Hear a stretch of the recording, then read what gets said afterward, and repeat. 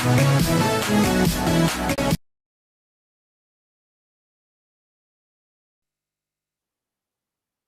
Morning दोस्तों। हमारा नाम मनोज गुप्ता है। हम यूपी वाराणसी के रहे वाला हैं और हमारी परिचय बाकी देवरिया हमारी जन्मस्थली है और ई डिएक्शन व्यापार के हम अपनी देवरिया जन्मस्थली से प्रमोट करें नहीं बढ़ावे नहीं आगे। तो शुरुआत तो हमारे बनारस से वही रहा है, लेकिन संजोग से हमारा काम देवरिया में बढ़े लगल, तैसे हम देवरिया में काम करे लगनी और देवरिया में हमार डिएक्शन से हमको बहुत कुछ हासिल भइल बा, बहुत कुछ मिलल बा, बहुत कुछ उपलब्धि हमके हासिल भइल बा।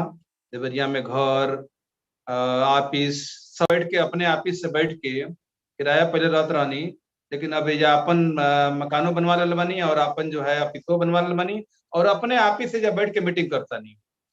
तो ये हमारी उपलब्धि बा डिएक्शन में। और अभी टारगेट अभी लक्ष्य जन बा ना बहुत बड़ा लक्ष्य बा। अभी कोनो एगो छोट मकान बा 800 स्क्वायर फीट में मकान और ऑफिस बनौले बनी, लेकिन अभी लक्ष्य बहुत बढ़न बा। लक्ष्य ई बा ना कि जौने शहर में हम रह वो शहर के सबसे बढ़िया मकान हमारे होके के चाहिए। आई एकरा खातिर पैसा हमके डिएक्शन से लेवे के बा, एने ओने से व्यवस्था नहीं करे के, ना एने ओने हमके बैठके के बाद, ना एने ओने के बैठके के बाद, ना एने ओने हमार दिमाग काम करेला। हमारे एक जगह दिमाग काम करेला डिएक्शन और हम हासिल कर ले जौने शहर में रहे के बाद उस शहर के सबसे बढ़िया मकान बनावे के दम हम डिएक्शन से बना ले हमके मिल जाई और अब पूरा विश्वास हो गई बा। अब 1% कहीं संशय वाला सब्जेक्ट नहीं है। तो आज के जो सब्जेक्ट बा वो हमारे नहीं है और हमके बोलहू के नहीं है, हमके तो खाली एगो परिचय करे खातिर हम आइल बनी। आज के जो अथी बाटे उनके परिचय देने से पहले हम वो सब लोगों के गोड़ छू के आशीर्वाद मांगतानी जे लोग हमके ये बिजनेस में आगे बढ़ावता, हमार मनोबल बढ़ोले बा, हमके हमारे साथे कंधा से कंधा मिला के चलता, हमारा अंगुली पकड़ के हमके जो है सफलता की तरफ ले जाता और टार्च की तरह से टार्च बार बार के हमके रास्ता दिखावता। वो सब लोगों के हम पैर छू के आशीर्वाद मांगल चाहता नहीं। कोई में प्रोफेसर सर और रत्ना मैडम के विशेष योगदान बा, उनके आशीर्वाद हमके चाहिए। और साथ में अग्रवाल जी वो जो है भोजपुरिया माटी का जो दम बा ना नेटवर्क मार्केटिंग में, वो अग्रवाल जी के में दिखेला। वो हमारे पिता दत्तक जो है पिता हुआ हमार और हमके उनसे बहुत कुछ सीखे के मिला था, उनसे सीख सीख के हम आगे बढ़ा तानी। साथ में राम आशीष सर जो है गुप्ता सर, उनकर बहुत बढ़न योगदान बा हमारी टीम के आगे बढ़ोले में, बहुत बढ़न योगदान बा। एक एक छोट से छोट पॉइंट से बड़ पॉइंट हर जगह हमारी टीम के साथ है वहां का खड़ा रहे नहीं। साथ में जो अपलाइन बा हमारा अजीत श्रीवास्तव और उनकर भी बहुत बढ़न योगदान बा इस सिस्टम में। हमारे जन्मदाता तो वह बने तो उनके हमको वो भुला न सके नहीं और उनके एगो बहुत बढ़न कृपा हमारे ऊपर भइल जैसे कि जो है हमें रिएक्शन में आई नहीं। साथ में भद्रा सर और विक्की गुप्ता सर और आर.डी. पटेल सर, सभी लोगों के हमारे पैर छू के आशीर्वाद के कामना बा कि हमके आशीर्वाद मिलत रहे। साथ में शंभू जेकर आज मीटिंग है, हमने के देवरिया घाट एकदम घाट भोजपुरिया है जा एकदम, मतलब ये पूरा भोजपुरी चल रहा, भरपूर भोजपुरी चल रहा। हमने को भोजपुरी का पूरा मजा लेने जा और आनंद भी लेने जाएंगे। आज शंभू जेकर मीटिंग है उनसे हमारी मुलाकात हालांकि तो टीम में हमारी बहुत पहले से रहने ज्वाइनिंग बहुत पहले से रहा है, लेकिन तनी जब डिग्रिया होले ना वो डिग्रिया का बड़ा घमंड रहेला और डिग्रिया बड़ा घुमावे ले। वो डिग्रिया जो है पढ़ाइया के जब डिग्रिया होला तो ना तीन पढ़ लेला आदमी, दो तीन को जो है तनी एमए बीए कर लेला, ओकर बाद ओकरा घुमाई के हो बुझाला कि जो है एमए बीए जब कर लेल बनी ई बहुत बड़हन हमरा खातिर तोहफा हो गइल बा। वो तोहफा नहीं के तारी पैर के बेड़ी हो गइल बा, तारी पैर के बेड़ी हो गइल बा, ताके रोक के राखी, ताके भागई ना दी, ताके दौड़े ना दी, खुल के ना दौड़े दी। वो बेड़ी होता है, वो बेड़ी के तोड़े के पड़ी। तो इनहु के रहे तनी घमंड रहबे कइल तनी मनी दिमाग में कि जो है अरे हम बड़ा पढ़ले बानी, हम कंप्यूटर जाने नहीं, हम पढ़लऊ बानी, एमए बीए सब कैले बानी, चला जो है बम्बई जहाँ पहुंचब हम बम्बई वजह नोट छापे के हमारे जो है धगाधक वजह नोट मिली। बबुआ चल गई ना बम्बई कमाए, और जब बम्बई गई न तो रात दिन एक कैला बा से 10-12 हजार के नौकरियों मिलल, 5-7 हजार रुपया खर्चा रहे, अब का फायदा, जितना कमाई उतने लगभग खर्चा। अब वजह से जो है समझ में ना आई जिंदगी के क्या करी जाए, यो तो समय बर्बाद होता। कल इनके माई बीमार हो गई, तबीयत खराब रहे, उनके डिस्टर्ब रहे तनी तबीयत, लेकिन अब माई के कैसे क्यों छोड़ सकेला भाई, हमहू अपनी माई के बाबूजी के ना छोड़े नहीं, तू कैसे छोड़ दें।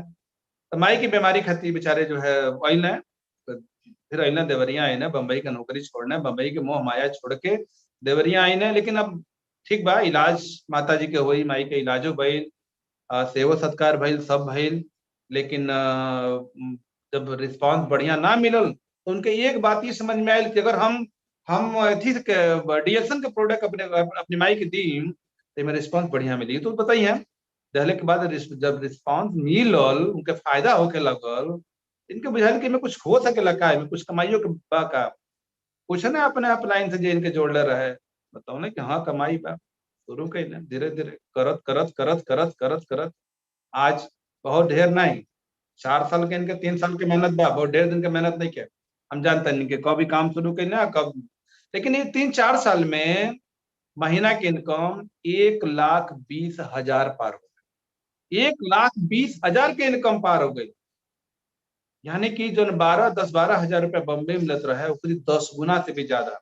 अब अपन कार बा, अपन ऑफिस बा, अपन मीटिंग हॉल बा, इन्हों के बा, सब बा, लेकिन एगो शानदार जिंदगी बा और लक्ष्य जो इनके टारगेट बा वो बड़ा शानदार बा। तो वह बताइए, तो हम बुलावल चाहता नहीं शंभू भाई के कि शंभू भाई आवे और आज के जो प्रोग्राम बा, आज के जो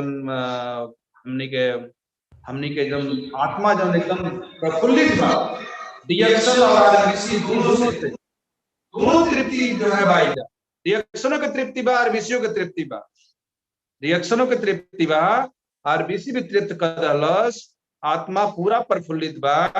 आपन एकदम दिल खोल के आज बोले के बाद शंभू भाई दिल खोल के अपन पूरा बात बतावा कि कह के का महसूस होता, कौन था टॉपिक बा पे दिल खोल के बात कर। तो आप सब सभे स्वागत करी, जहां बानी वजा जो है ताली बजा के और सीटी बजा के हौसला बुलंद करी। हम बुलाया जाता नहीं शंभू जी के, तो शंभू जी आपके स्वागत बा, आई और अपन जो है परफॉर्म करी, बताइए। बहुत बहुत धन्यवाद आपके, जो हमारे इतना बढ़िया से परिचय आप बताइनी। और ये सबसे पहले हम जे डिएक्शन के बनावल शुरुआत कल डॉक्टर लीम सियोजिन, उनके हम बहुत बहुत कोटि कोटि नमन करतनी। और जे इंडिया में लेके आयल डॉक्टर रत्ना मैम, प्रोफेसर सर और डॉक्टर एस रंजन, उनके कोटि कोटि नमन बाटे। और तमाम गुरुजन जे बाटे जिनसे हम सीखनी डिएक्शन के, उनके बहुत बहुत धन्यवाद बा, उनके बहुत बहुत सादर नमन बा। तो आज हमके बहुत सौभाग्य की बात बा कि डिएक्शन आरबीसी यूट्यूब चैनल पर हमके अपन एक बारे में बतावे के मौका मिलल बा कि डिएक्शन का है। तो डिएक्शन का है एक बारे में बहुत लोग कहीं जाइल जाला तो पूछेला कि डिएक्शन का है, कैसे है। तो एक बारे में आज हमनी के जानल जाई। हमारे परिचय तो मनोज सर जी बता देना। अब मनोज सर जी के बहुत बहुत फिर से सादर नमन बाटे। और बिल्कुल एक भाई की तरह, एक दोस्त की तरह और गुरु की तरह हमेशा मार्गदर्शन उनसे मिलत रहेला। तो उनके विशेष आभार बाटे कि हमके इस सिस्टम में आगे तक, जहाँ तक हमारा लक्ष्य बा ओजा तक ले मनोज सर जी के आशीर्वाद मिली तो हम ओजा तक जरूर पहुँच जाए, ये हमके एकदम पक्का विश्वास बाटे। तो आज हमने के जानल जाए कि डिएक्शन जोन बाटे, डिएक्शन का है, एक बारे में हमने के बढ़िया से के जानल जाए। तो पहले डिएक्शन का है के जाने खातिर हमने के सबसे पहले ही जाने के थोड़ा सा 10 मिनट हमने के कोशिश ही कर जाए कि डिएक्शन के अगर जो करे के बाद तो हमने के काहे करे के बाद 5 मिनट एक तनी समझल जाए। हमारे कहानी तो बढ़िया से मान लीजिए बताइए जाए ना, अब समय नहीं बजादा कि ओकरी बारे में फिर रिपीट कर जाओ। तो एक जानल जाए बढ़िया से कि डिएक्शन का है। तो डिएक्शन के सबसे पहले ही जाने के चाहे कि आदमी जो ने जीवन में बाटे उ चाहत का बा। आदमी देखिए कोनो हर एक आदमी चाहता कि ओकर जीवन सुरक्षित हो जा, लेकिन ओके सुरक्षा नहीं के मिल पावत। ओकर जीवन में पैसा चाहे, पैसो नहीं के मिलत। हेल्थ चाहे, हेल्थो नहीं के। ये समय आप लोग देखत तानी कोरोना में कैसन हाल हो गइल बाटे हेल्थ के, और सब पूरा सरकार से लेके हर लोग कहता कि इम्यूनिटी पावर अगर मजबूत रही तो कोरोना तक के कुछ ना बिगाड़ी। ई बात ही डिएक्शन बहुत पहले से कहता, लेकिन आज धीरे धीरे पूरा दुनिया के कहल शुरू कर दिल बा। तो हमनी के बहुत अच्छा जगह बानी के ओकर पहले के समझल जा हमनी के कि स्वास्थ्य भी नहीं के, आ पैसो नहीं के, समय भी नहीं के, न पैसा बा, न सुरक्षा बा, न टाइम बा, न स्वास्थ्य बा। लेकिन आदमी चाहेला जीवन में सगरी चाहेला, सुरक्षा चाहेला, पैसा चाहेला, स्वास्थ्य चाहेला, आ समय चाहेला। लेकिन आदमी के देखिए हर आदमी चाहेला जीवन में ओकर सपना होला कि सफल हो जा, जीवन में वो सफल होकर चाहेला। लेकिन प्रॉब्लम का बा, स्थिति का बा, पैसा नहीं के, पैसा लोग के पास है ये नहीं के। और का स्थिति बा, टाइम नहीं के। देखिए टाइम कौन हाल बा, कितना काम के बोझा लदाइल बाटे ऊपर। यहाँ पे देखिए बेचारे आदमी उनकर चाय रखल बा, ठंडा हो गइल बा, एगो हेन्ने फोन बा, एगो होन्ने फोन बा, एगो लैपटॉप बा, कितना काम टेंशन बा, चाय वही तरह ठंडा होता। यही हाल बा जीवन के। आई सगरी हाल के वजह का बा कि टेंशन बहुत ज्यादा होता, और टेंशन की वजह से 70 से 80% बीमारी होता। जहां देखो वही टेंशन, हर जगह टेंशन, टेंशने टेंशन बा लोग के जीवन में।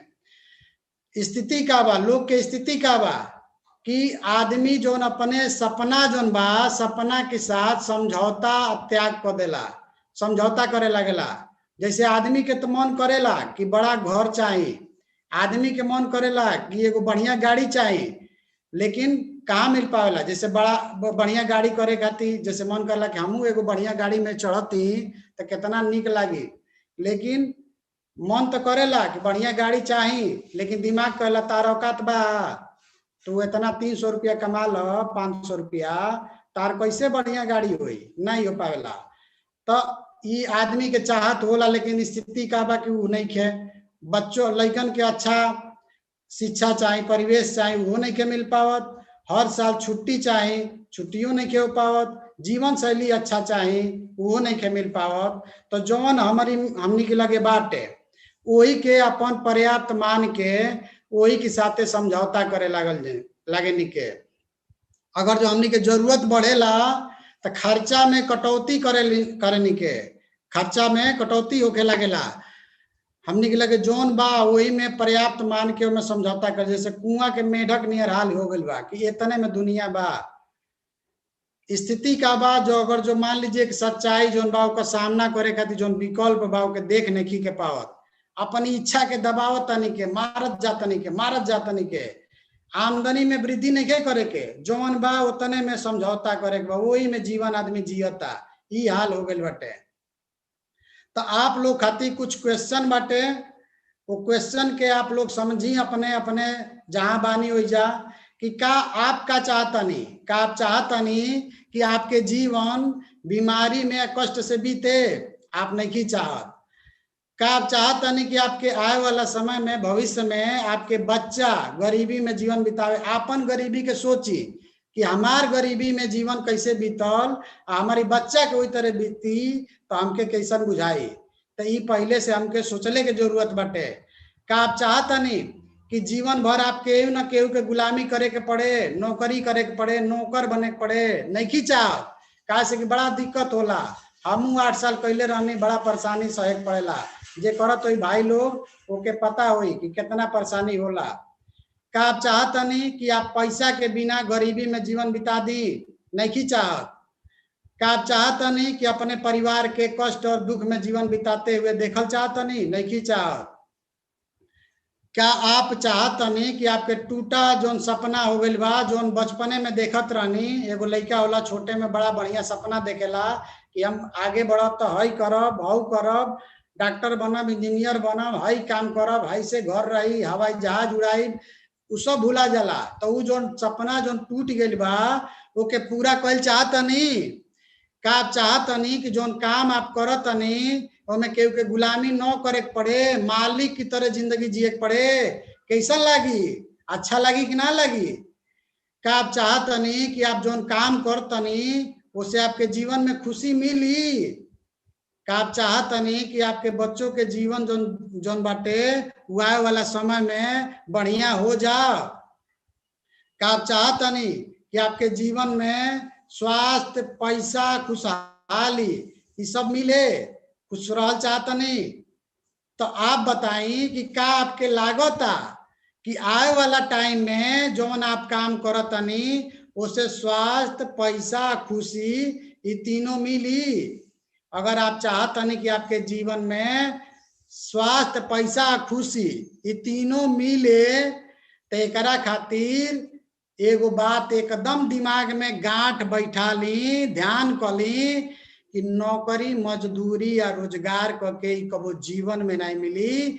आपके अगर जो तीनों चीज चाहिए, स्वास्थ्य चाहिए बढ़िया, पैसा चाहिए और खुशी चाहिए, तो एकरा खातिर आपके क्या करे के पड़ी? बिजनेस करे के पड़ी। आप बिना बिजनेस कैले जीवन में आप इतिहास उठा के देख ली कि वो अमीर या कामयाब नहीं के बन पावले। तो अपनी जीवन से गरीबी और बेरोजगारी दूर करे के आपकी लगे विकल्प बा। आप देखी, ध्यान दी, फुटपाथ के रोजगार आपके अगर जो करे के कह दिया जा तो आप कैल नहीं चाहत। नौकरी आपके मिले वाली नहीं बा। कोरोना कितना नौकरी खत्म कर दिलस। अब समझले के जरूरत बा। टीवी न्यूज सब उठा के देखी का हाल हो गइल बा। बड़ा रोजगार करे खातिर आपके पास बड़ा पूंजी नहीं खे, नौकरी मिली नहीं। बड़ा बिजनेस करे खातिर आपके पास कोनो विकल्प नहीं खे, काहे कि ओमे लाखों करोड़ों रुपया लगी। एकर कारण का बा? एकर कारण ई बा कि न पैसा बा, न टाइम बा, न पर्याप्त धन बा निवेश करे खातिर। तो जवन काम करतनी वो काम के छोड़े के जोखिम नहीं उठाओ चाहत। तो कैसे बढ़ाएं अपन इनकम? कैसे अपन इनकम बढ़ा सकेनी? बिना ज्यादा पूंजी निवेश के। पूंजी ढेर न लागे, बिना टाइम के। आदमी कहला मतलब टाइमे नहीं के, तो टाइम ना देवे के पड़े। आ जौन काम करतनी, चाहे पढ़ाई करतनी, चाहे धंधा करतनी, वो काम के करते हुए कैसे इनकम बढ़ी। तो अगर आप चाहतनी कि आपके इनकम बदले, तो भविष्य अपन बदलल चाहतनी, तो सबसे पहले आपन सोच बदले के पड़ी। जबले सोच ना बदली तबले भविष्य ना बदली। एकदम बढ़िया से दिमाग में बैठा ली। जहां चाह, अगर जो आप चाह देनी कि हमके चाही, हमके पैसा अपन इनकम बढ़ावे के बा, तो जहां आपके चाह बा वही जा राह खुल जाई। और डायरेक्शन आपके एगो शानदार रास्ता है, लेकिन ओकरी पहले फिर समझे के बा। अगर जो आप चाहतनी कि आपके जीवन से गरीबी, बेरोजगारी ये सब दूर हो जा, ढेर सारी खुशी मिले, तो आपकी खातिर बाटे डिस्ट्रीब्यूशन इंडस्ट्री, मल्टी लेवल मार्केटिंग, जहां से सर्वोत्तम विकल्प बा, जहां छोटा से पूंजी से आप अपन स्टार्ट कर सकेनी। आपकी खातिर समान और सबके खातिर समान अवसर बा। कम से जे एकदम अनपढ़ बा वो खातिर, जे खूब पढ़ा लिखल बा सबके खातिर बराबर अवसर मिलेला, अवशिष्ट आय मिलेला में। और सबसे बढ़िया एक घर पे रह के बढ़िया रोजगार कर सकेनी। आज इंडस्ट्री हो गई बा 200 अरब डॉलर, 200 अरब डॉलर के कैलकुलेटर लेके ऊपर आप अगर जो देखब तो आपके कैलकुलेटर फेल हो जाई। इतना बड़ा इंडस्ट्री हो गई बा। ये समय एमे टाइम नहीं के, टाइम फ्रीडम बा। टाइम नहीं के, टेंशन नहीं के लेवे के कि 9 बजे काम पर चढ़े के बा आ 5 बजे उतर जाए के बा। एक टेंशन नहीं के, जब मर्जी तब काम कर सकेनी। 24 घंटा में कभी भी आपके टाइम फ्रीडम बा। और सबसे बड़ा चीज समझे के बा कि ये इंडस्ट्री है जौन आपके जीरो से हीरो बनावेला, करोड़पति बनले के सबसे अधिक लोग यही जब बनल बा, सबसे अधिक संभावना यही जब बा। तो ये के डिस्ट्रीब्यूशन सिस्टम का होला, डिस्ट्रीब्यूशन सिस्टम का होला, एमे मुँहे से मौखिक रूप से कोनो सामान के ओका प्रचार प्रसार कल जाला और ओकर डिस्ट्रीब्यूटर बनल जाला और ओकरे बाद में देखा सबसे बड़ा चीज बा ओमे कोनो बिचौलिया नहीं बा। कोनो सामान अगर जो आपके 20 रुपया में, अब जैसे कि आप जोन धनिया मिर्चा साबुन जोन खरीदतनी चाहे जोन भी चीज किराना दुकान से दवाई दुकान से, तो 20 रुपया में जोन बनेला ओके डिस्ट्रीब्यूटर, दुकानदार, होलसेलर, रिटेलर ये सगरी मिलके सबसे बड़ा चीज पैसा चल जाला एडवर्टाइजिंग एजेंसी में। तो एडवर्टाइजिंग एजेंसी मिल के ओके 100 रुपया खा जाला और मिलेला आपके 120 रुपया में, और आपके जीवन में खाली आप सामान कर देनी, आप पैसा देनी, आपके जीवन में और कुछ ना मिलेला। तो बीच में के जो तीनों सब चीज बाटे, चारों सब जितना होला, वितरक, थोक विक्रेता, फुटकर विक्रेता, इस सगरी लोग के हटा दियल गइल बा। तो अगर जो आप चाहतनी कि एमे के बढ़िया से बढ़िया चीज आपके चुनल चाहतनी, तो आपके 3 गो पहलू के ध्यान देवे के पड़ी। कंपनी कैसन बा, कंपनी जोन बा उ सही बा कि नहीं बा, ओकर जोन प्रोडक्ट बा उ सही बा कि नहीं बा, ओकर जो मार्केटिंग प्लान बा जोन से पैसा आवेला उ सही बा कि नहीं बा। एकरा खातिर समझे खातिर आपके सबसे बढ़िया आपके सब लोग के स्वागत बाटे डिएक्शन मार्केटिंग इंडिया प्राइवेट लिमिटेड में, जहाँ आप सब लोग के स्वागत बा। आप सब लोग यहाँ पे एक बहुत बढ़िया इनकम और बहुत शानदार प्लेटफॉर्म आप यहाँ पे पौले बानी। एमे का बाटे कि कंपनी जो हमनी के बाटे 28 साल हो गई और एक उत्पाद बहुत बढ़िया बाटे, केहू भी एक बेर ले लेला तो ओकर दीवाना बन जाला, हमेशा बार बार लेला, इतना बढ़िया बाटे। ऐजा अनपढ़ से लेके पढ़ल लिखल सब लोग, बहुत सारा लोग सफल बाटे।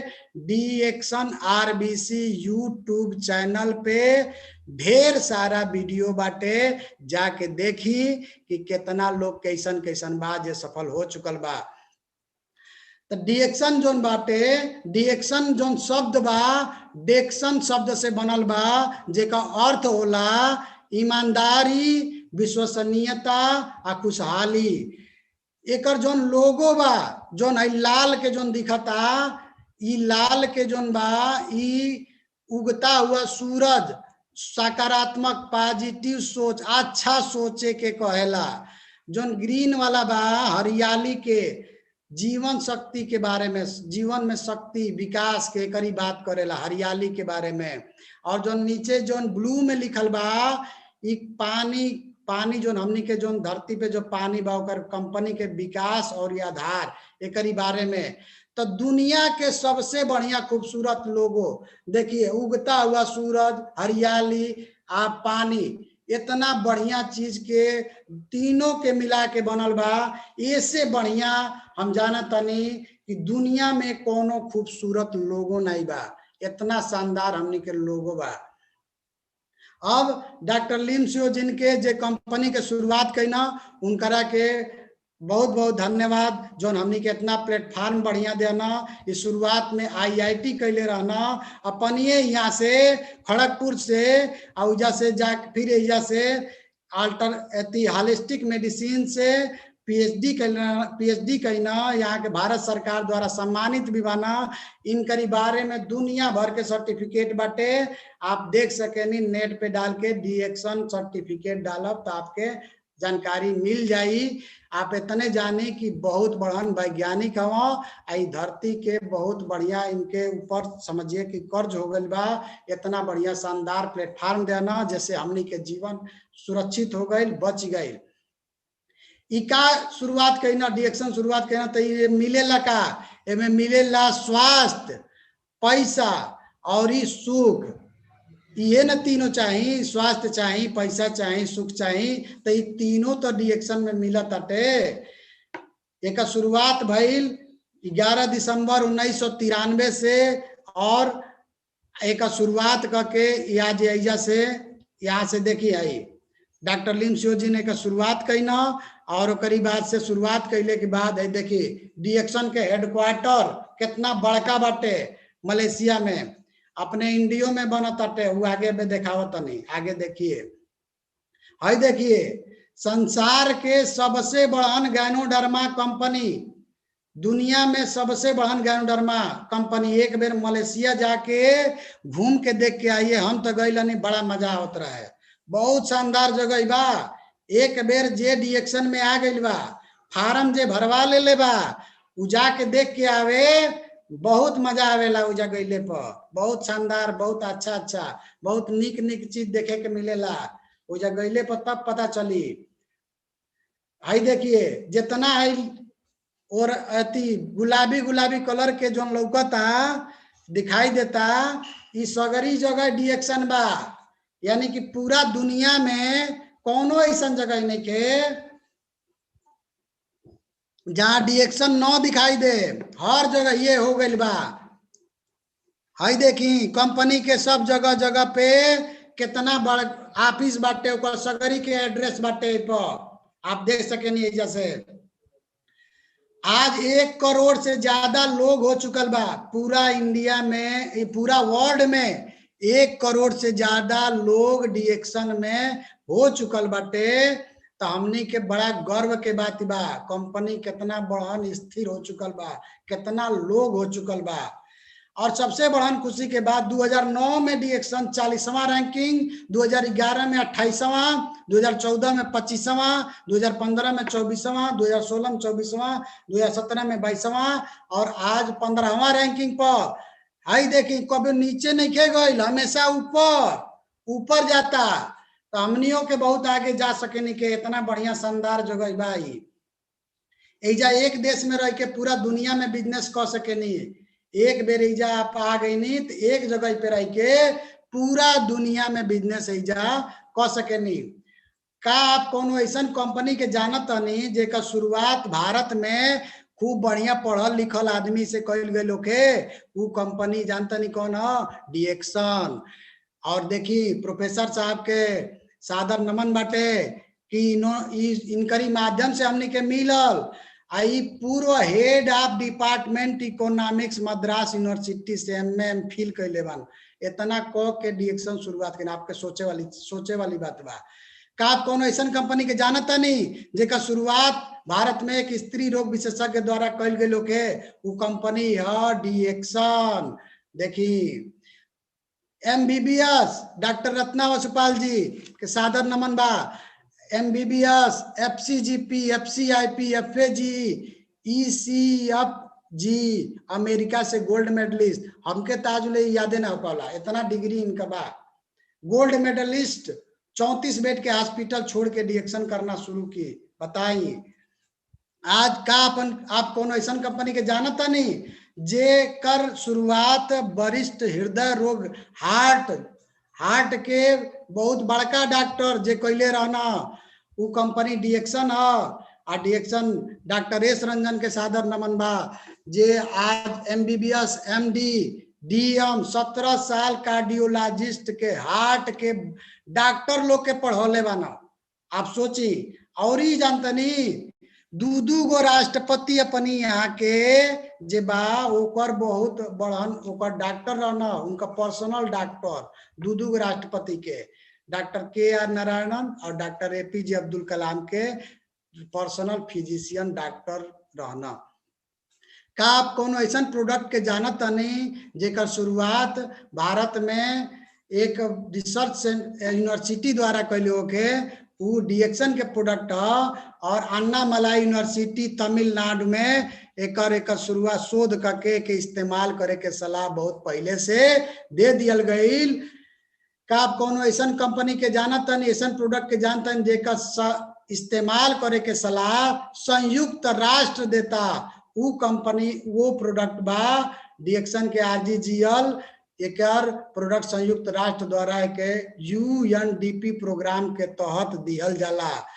का आप कोनो ऐसा कंपनी के प्रोडक्ट के जानत नहीं जेकर इस्तेमाल अमेरिका के राष्ट्रपति के परिवार के लोग करता?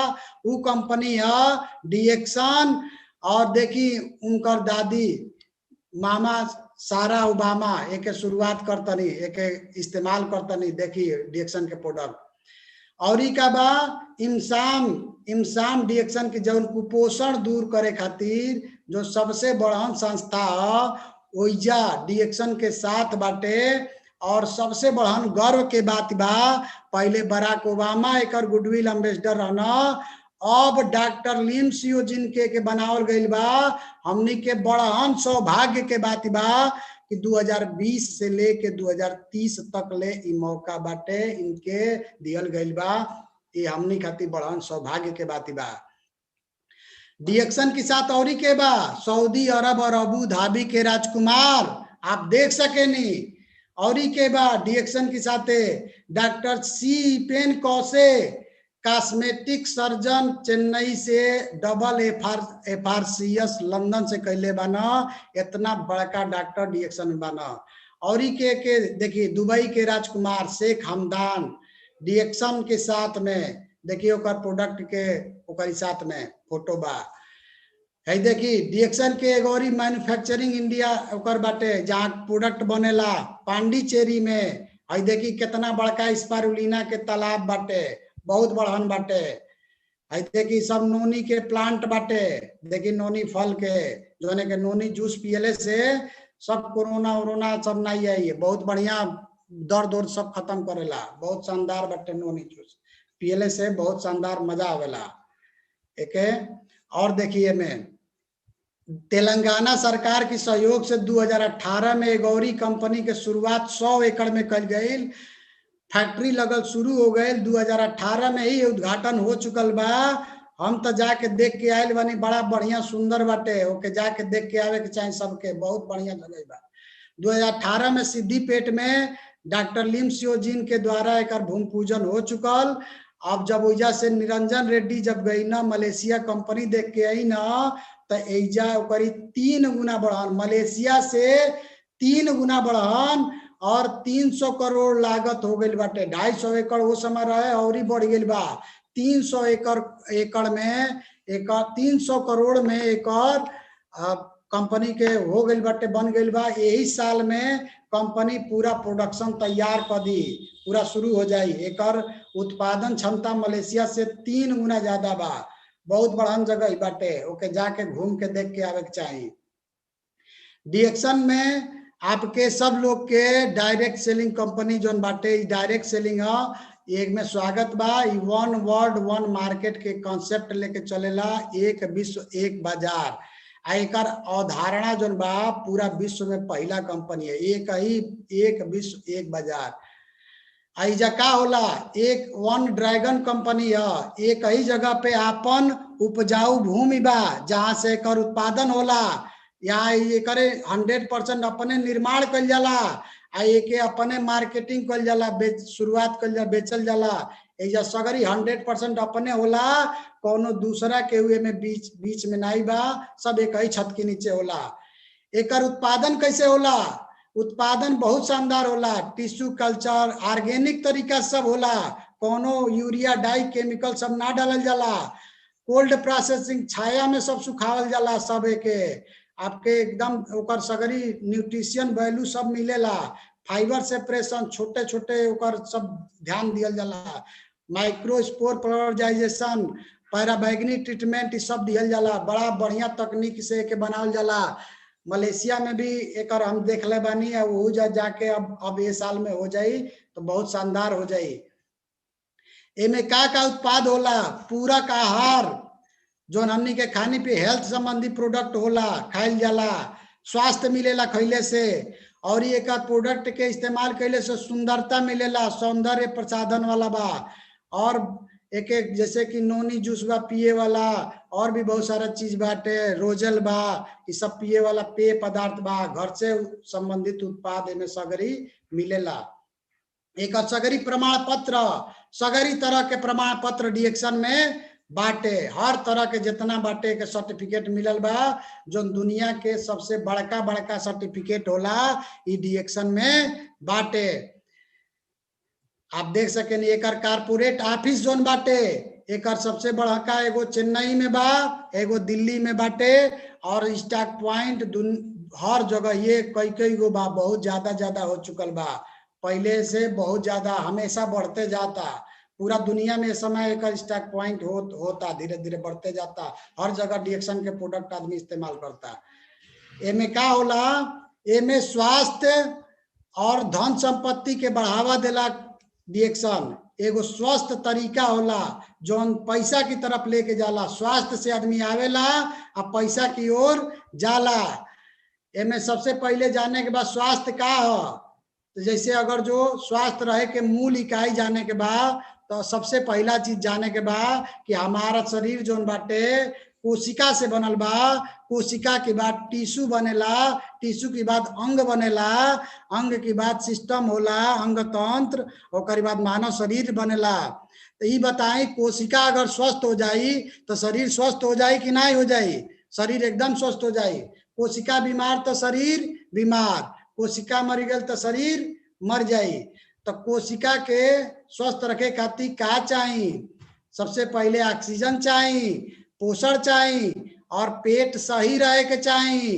पेट सही रही तो सब ठीक रही। ऑक्सीजन और पोषण जरूर चाहिए के इनकमिंग चाहिए और पेट साफ होके के चाहिए।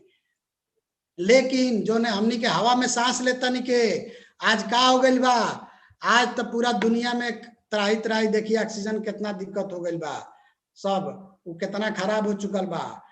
2013 में रिपोर्ट आई है कि 5वां सबसे बड़ा मौत दे वाला हवा प्रदूषण बाटे। आज कितना भारी तबाही मचा प्रदूषण से। पानी जो हमनी के पिए तनी के वो कितना खराब हो चुकल बाटे। भोजन जो हमनी के खा तनी के ओमे यूरिया डाई कीटनाशक कितना छिड़काट वो आप देखते बानी, वह हमनी के खा तनी के वही से बीमारी होता। हमनी के कोशिका सेल खराब होता, फिर टिश्यू खराब होला, फिर अंग पे आवेला तो पता चल जाला। बीमारी के दुए गो कारण होला मेन, कचरा शरीर में जाता, वही में रुक जाता और बैलेंस बिगड़ जाता, यही से प्रॉब्लम आवता। तब गैनोडर्मा जोन बाटे एकरा खातिर जोरदार ताली होके के चाहिए। गैनोडर्मा जोन बाटे किंग ऑफ एडाप्टोजेन ह, एकर कोनो साइड इफेक्ट नहीं होला। एके आदमी इस्तेमाल करी तो कोनो प्रॉब्लम नहीं होई, बीमारी से बचल रही और आपके शरीर के एकदम नॉर्मल बनाई। हमार शरीर अरबों कोशिका से बनल बाटे। अगर जो गैस कब्ज के समस्या बा, पहले गैस कब्ज के समस्या आवेला तो हमनी के सबसे बढ़िया है बाटे डिएक्शन के चाय स्पाइसी टी पियत तो एकदम फिट हो जाए। जब पियता एकदम मस्त हो जाला।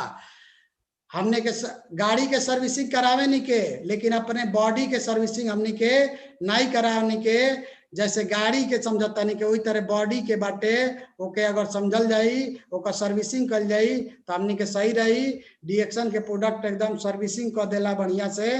थकान कमजोरी खून के कमी होता, एक प्रॉब्लम का बा, एक निदान का बा, स्पारुलिना खाइए। थकान कमजोरी खून के कमी हो, हवा पानी भोजन के प्रॉब्लम के वजह से एक निदान स्पारुलिना से हो जाई। स्पारुलिना खाई खून के कमी दूर हो जाई।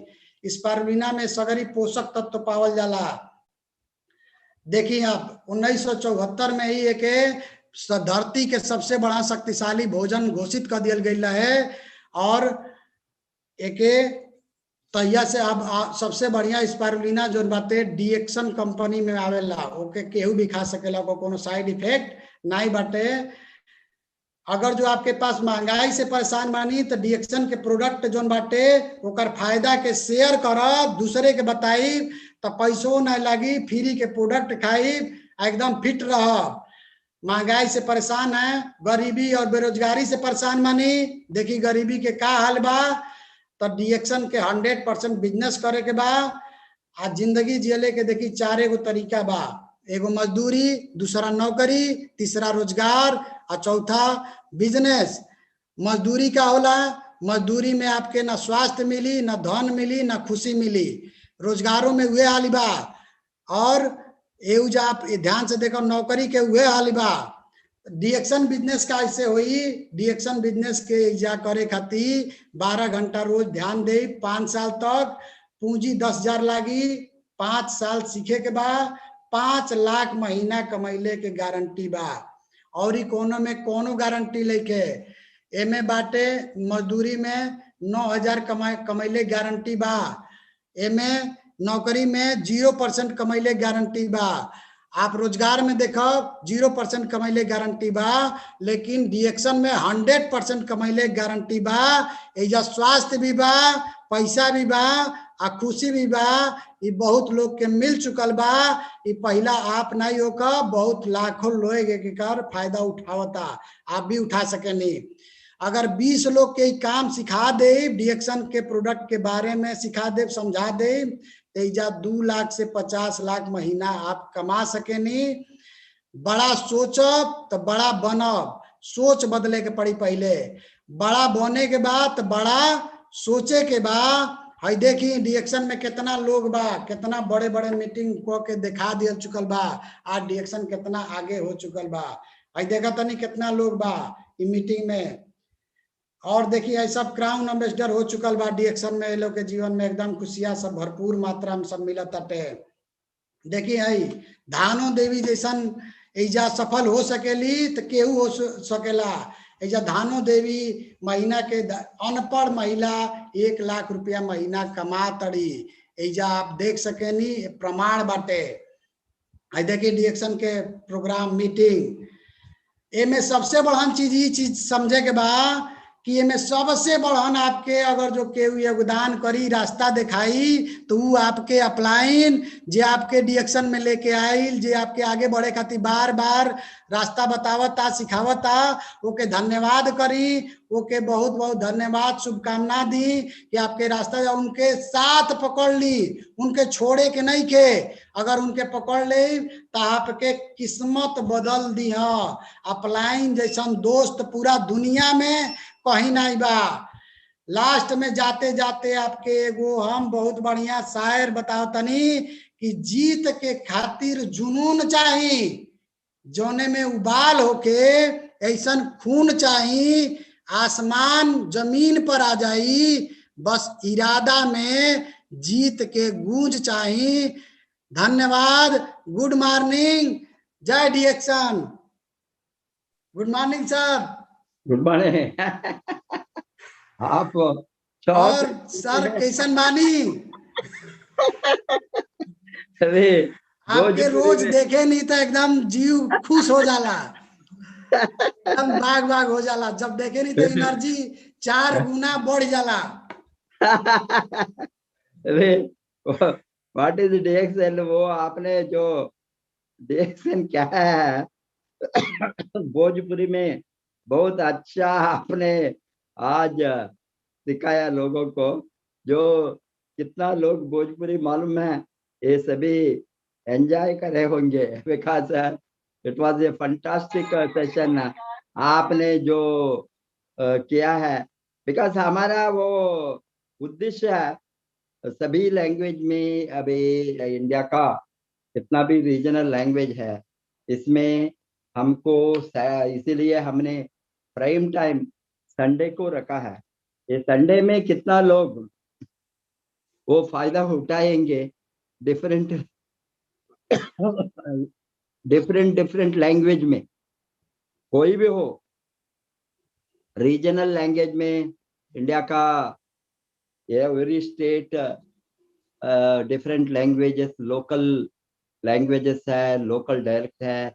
अभी ये फायदा उठाने के लिए रीजनल लैंग्वेज को अभी हमको थोड़ा लोगों ने बताता है, हम सर हमको इंग्लिश मालूम नहीं है, ठीक है, हिंदी भी मालूम नहीं है, बताता है मुझे मराठी आता है, तमिल, तेलुगु, मलयालम, इट्स लाइक भोजपुरी।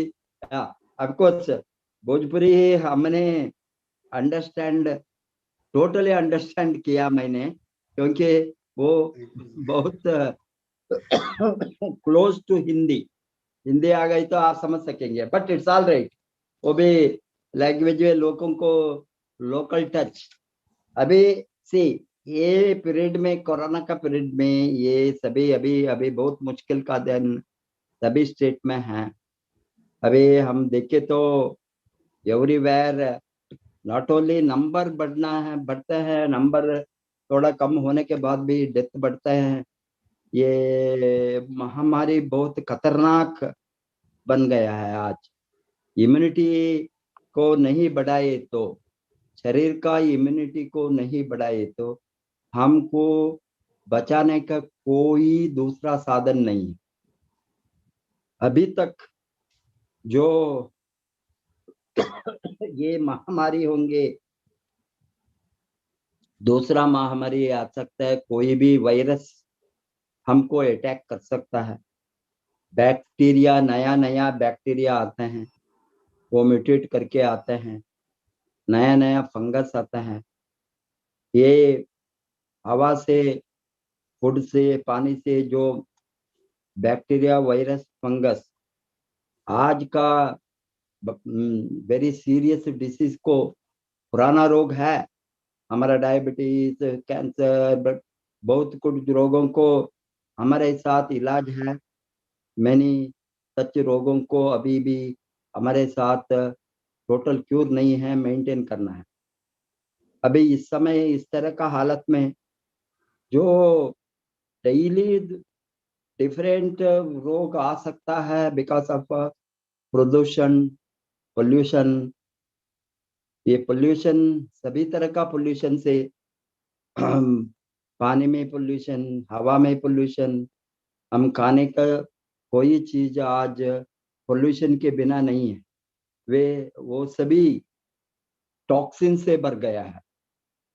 ये टॉक्सिन एक ही साथ आपको मार नहीं डालेंगे, स्लोली, स्लो पॉइजन के तरह स्लोली वो मार डालेंगे आपका डिफरेंट अंगांग को। वो कोलैप्स करता है। वो किडनी होंगे, लिवर होंगे, ब्रेन होंगे, हमारा शरीर को डैमेज करके करके वो हो जाता है। डैमेज करते रहेंगे, एक दिन हमको टोटली वो अवयव और वो ऑर्गन टोटली डिसफंक्शनल बनते हैं। इसीलिए हमारा सेल का रीजनरेशन बहुत जरूरी है। सेल का रीजनरेशन डेली होना है। वो एक हफ्ते के एक बार, एक महीने के एक बार, एक बरस के, इस तरह नहीं, एवरी डे हमारा लाखों करोड़ों सेल्स रिप्लेस होना ही है। वो सेल वो मर जाएंगे, नया सेल का उत्पत्ति होना है। ये नए सेल का उत्पत्ति ज्यादा से ज्यादा हो गए तो आपका बुढ़ापन थोड़ा लेट हो सकता है, डिले होता है। बुढ़ापन डिले हो गए तो हमारा लाइफ एक्सटेंड होता है। एजिंग प्रोसेस स्लो होता है। एजिंग प्रोसेस स्लो हो गए तो हमने 100 बरस तक ठीक ठाक से जी सकता है। हमने कोई रोग से क्रिपल्ड नहीं होंगे। हमने रोग के बिना जी सकता है फुल जीवन, स्वस्थ जीवन। ये स्वस्थ जीवन बिताने के लिए है ये न्यूट्रिशन। प्रिवेंशन क्यों है? हमारा prevention is better than cure, because prevention रोगों को रोके तो हमारा स्वास्थ्य बढ़ेगा। स्वास्थ्य बढ़े तो हमारा 100 वर्ष तक जीना गारंटी होगी।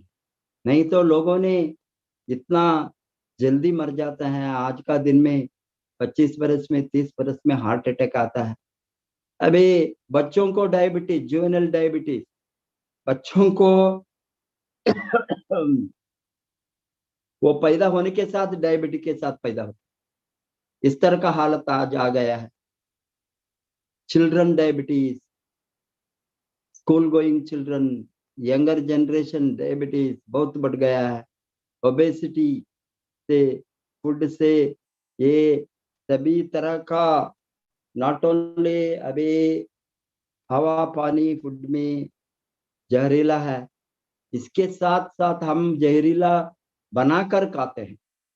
ये बर्गर, पिज्जा, कोला, एवरीथिंग, वो सभी जो हमारा शरीर को खतरनाक है। मॉडर्नाइजेशन से इस तरह का फूड का हैबिट से बहुत सभी देश में, अभी अमेरिका जैसे देश में 65% लोग ओबेसिटी, इसमें बच्चों को ओबेसिटी, बिलो 18 ईयर्स ओबेसिटी बहुत ज्यादा है।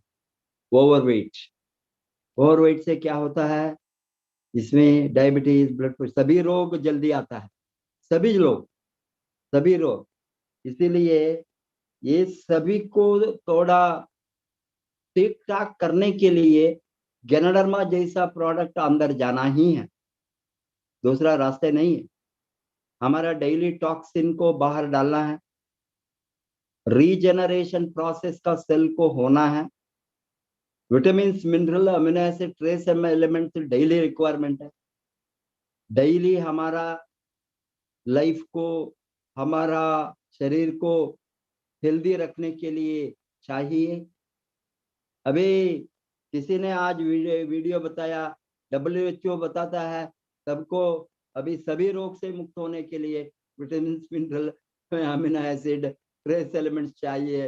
वो WHO का ये आज हमारा आरबीसी ग्रुप में किसी ने ये SMS डाला, मैंने उसको रिप्लाई दिया इसको हमने 20 बरस से 21 बरस से इंडिया में चिल्ला चिल्ला कर बताया, कोई सुनने को तैयार नहीं।